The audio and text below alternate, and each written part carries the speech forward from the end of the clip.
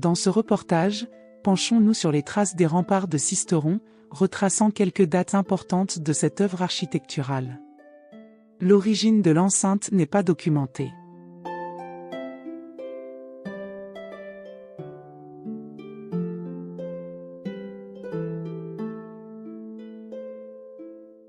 Nous ne savons pas si avant le XIIIe siècle, la ville, dominée par un castrum seigneurial, ait été entourée d'une enceinte.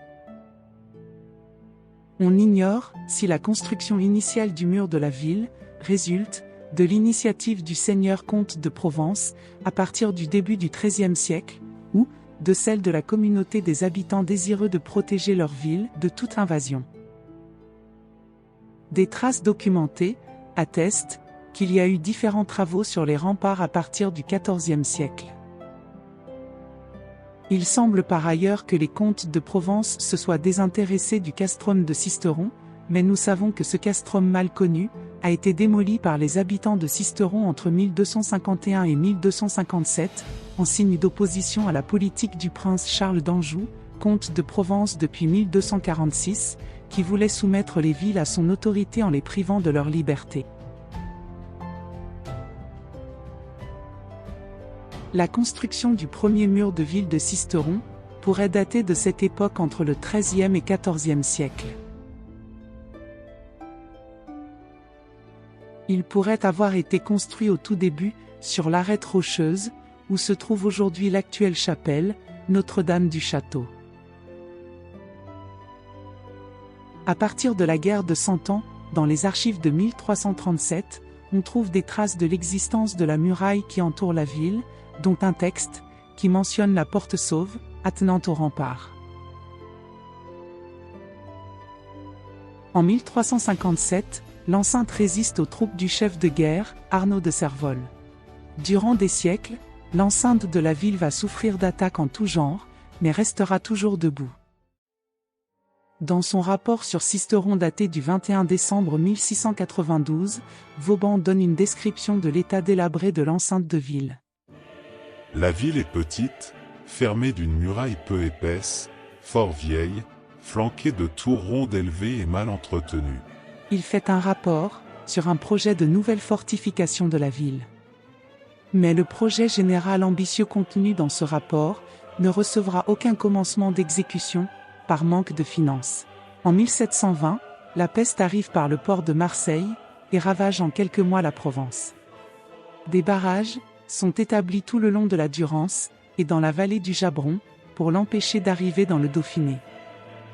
À Sisteron, des hommes sont placés sur la muraille tout autour de la ville, en poste de garde, tous les 10 mètres, pour empêcher quiconque de s'approcher ou de rentrer dans l'enceinte fortifiée. Par cette mesure, la peste ne rentrera pas dans la ville.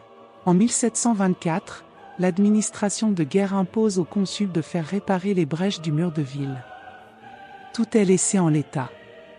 Les militaires ne portant plus leur intérêt que sur la citadelle. C'est ainsi qu'ils laissent à l'abandon l'enceinte de la ville. Il faut attendre 1814 pour que les officiers du génie reconsidèrent sérieusement l'utilité de cette enceinte et de sa restauration totale. Mais rien ne se fait. L'enceinte et les tours souffrent de leur vétusté.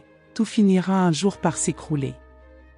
À partir de 1835, seule la tour porte-sonnerie fait l'objet de projets d'amélioration, permettant par un tunnel creusé dans le roc, de relier la citadelle à celle-ci, pour des questions de défense militaire.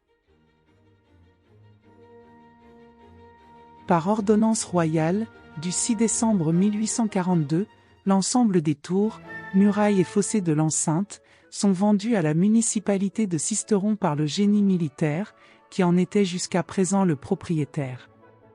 Dès le 7 novembre, en prévision de cette mesure, le maire de Sisteron, Auguste Laplane, réunit le conseil municipal pour délibérer sur la question du rachat par la ville de ses remparts. Toutefois, si la transformation de certaines portes est envisagée pour améliorer les communications, le conseil prend en compte la nécessité d'assurer la conservation de la muraille sur laquelle prennent appui, du côté de la Durance, plusieurs maisons et bâtiments publics.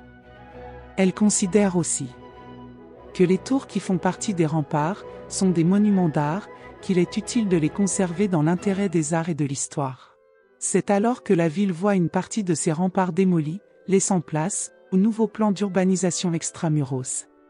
De nos jours, il reste encore des bouts de remparts tout autour de la ville, qui laissent à notre imagination une ville fortifiée, mais qui a subi de nombreux assauts, une ville qui a su toujours faire face à son destin, et qui aujourd'hui est de par son passé une ville riche d'histoire.